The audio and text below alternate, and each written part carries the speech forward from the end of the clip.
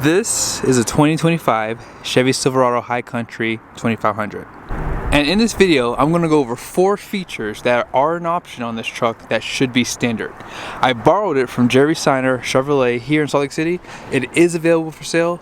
Be sure to ask for Larry. Let's go ahead and check out the window sticker so you guys can see all the features on this truck. At the very top is a description with the colors. And this is a short listing of the standard equipment. Be sure to pause to see more. Base price for High Country is going to be $72,900, and then here are all the options. You have the Duramax Diesel, High Country Premium Package, Power Retractable Assist Steps, Z71 Off-Road Package, all over the floor mats.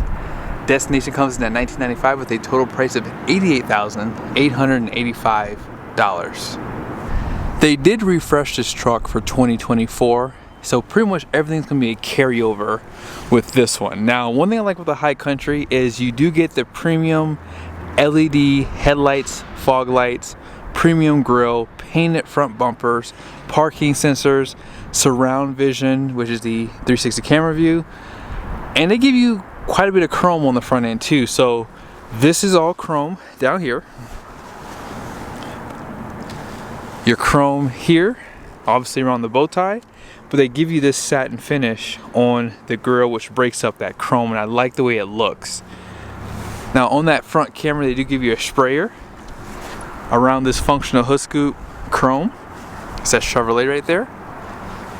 Active grille shutters. Off to the side, you'll see this does have an independent front suspension. Rancho shocks came part of the Z71 package. There's that liner and fabric. And then here are the tires. These are the Goodyear Wranglers Trail Runner ATs, 275/65/20, which is the same tire size that Ford uses. So it's 34.1 inches tall, 10.8 inches wide, polished wheel. I actually like this design. I was hoping that they were going to give you a blackout design for these wheels, but they never did that on the prototype trucks. If you got the Midnight Edition package, which is still available, it gave you these wheels in black, but the production trucks never got those wheels, basically. So here's a side view. You can see a lot of chrome, so if you don't want all this chrome, you still have an option to black it all out, including even all the trimming down there and on the running boards here.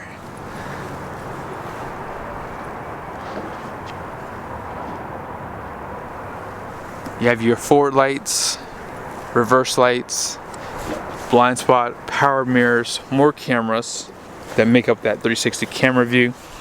And this is all satin too down below. Chrome on the door handles with smart key only on the front doors.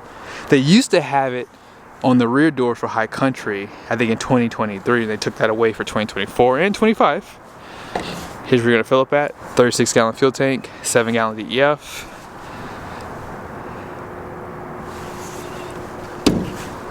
And they have the largest standard bed. Proportionally, I think that the steps make the long bed trucks look nice too. As far as the suspension goes out back, because this is a 3/4 ton, it only has the 5 leaves, and that bottom one being a helper spring. More Rancho shocks. You have that wax coating on the frame and the liner. There is no option to paint this, and I would like to see that too, by the way. Full LED tail lights.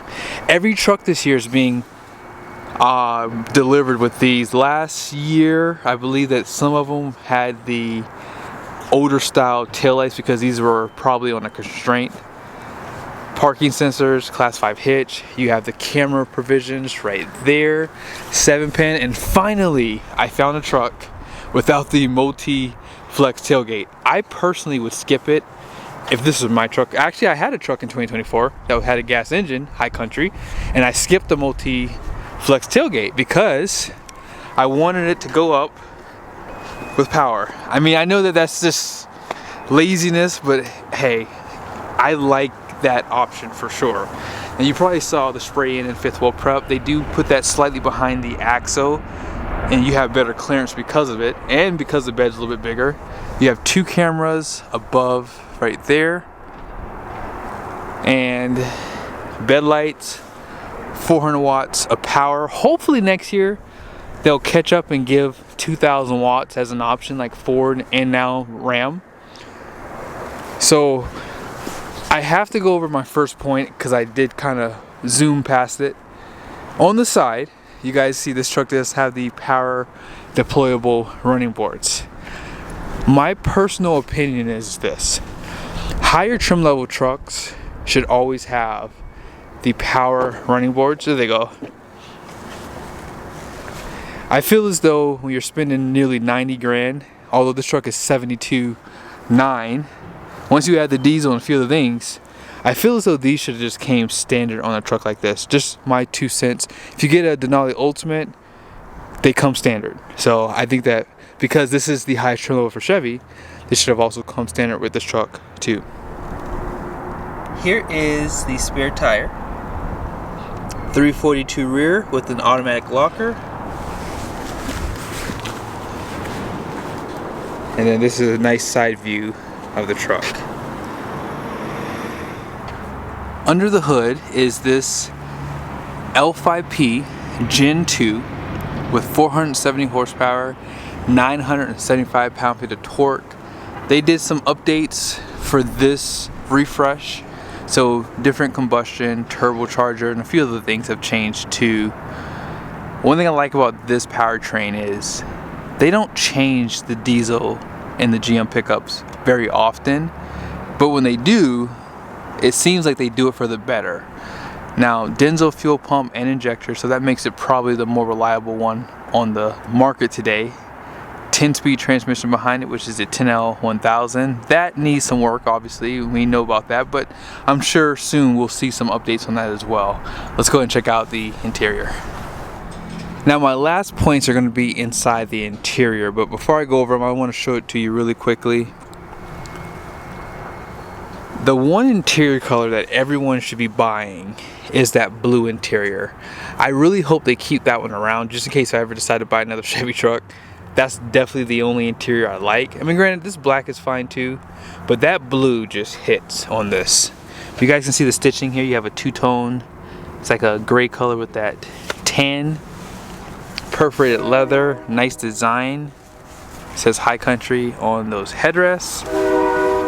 No power steering column on these trucks. You do have one on the half tons, shockingly. And back over to the door, you have some of this perforated leather, real wood trimming, satin, auto up and down for the windows. And as I said, everything is power. Power tow mode, power folding, great Bose sound system, speaker grill design, High Country badge right here, and you have a 10-way seat on the driver's side. They also give you a 10-way on this side. Even Ford doesn't do that for the Super Duty. Huge wood trim piece right here. And this does act as a cover.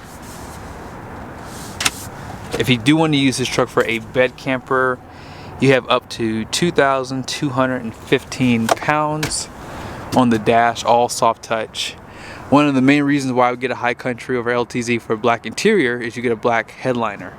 A little bit of storage down there with that wood, more satin. Out back. You gotta admit, these trucks are just so nice today. So nice. You have defrost with that power glass. These do drop down for better visibility if no one's sitting back here.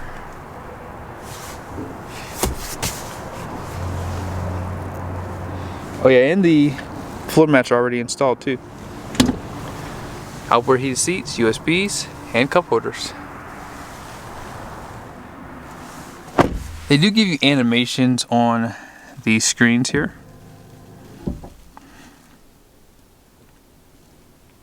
So my second point is going to be controversial because a lot of people don't like a hole in the roof, right? I personally think that on the top trims, sunroof should just be standard. Ford and Ram are the same in regards to this. However, GMC Sierra HD, if you get the Ultimate, sunroof comes standard. But I think that they should come standard, and if you don't want it, there's an option to delete it, right? And they can just give you a credit for it. But the third point, this camera mirror, I personally think should come standard too. That's the third point.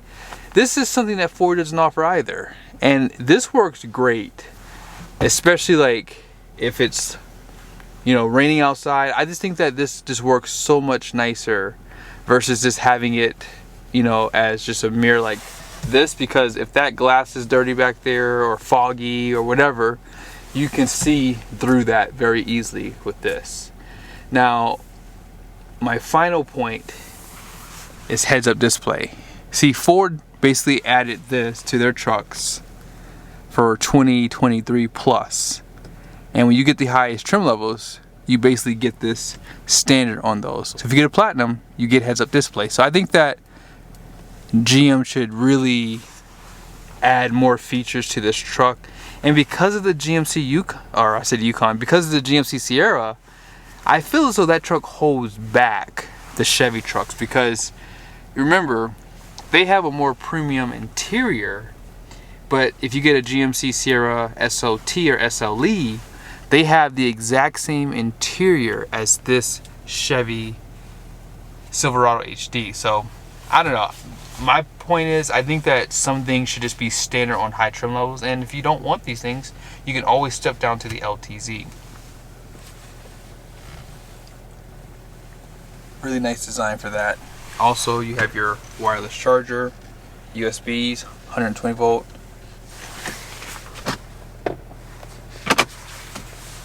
And 360 camera. There it is. You can turn it on and off pretty easily. Bed views here. So even with the sun behind you, you still have great clarity for the camera. Ford's is the worst. I think that theirs is just a little bit too grainy for me. Ram has it on too small of a screen. GM does it just right. Exhaust brakes right here. So it's just a single stage. You have your lane keep assist, parking sensors. And as I said, let's go back to the cameras real quickly. I want to show you this. So if you drop the bed, you have to hold it actually. So you can drop it and you can put it right back up again. You see that? That's what I like about skipping the multi-flex tailgate, because yeah, you have that option there. Now this screen is fully customizable. I don't always show this, but you see how you have that little green lightning bolt there? If I remove my phone, you see that? It goes away, put it back on. Or if it's not on correctly,